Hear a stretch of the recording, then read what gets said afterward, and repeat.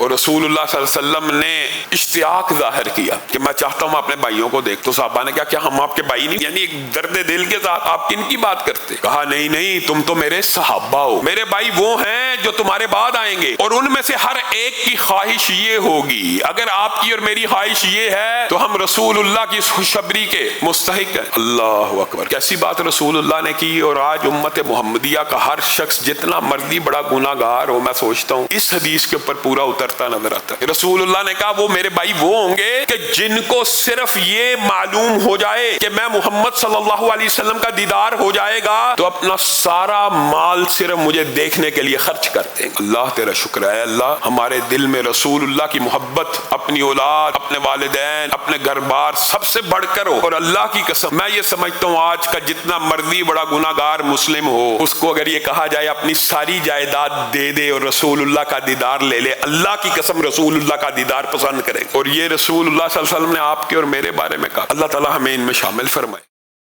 احیاء قرآن و سنت کے لیے ہمارا ساتھ دیں، چینل سبسکرائب کر کے ویڈیو شیئر کر دیں.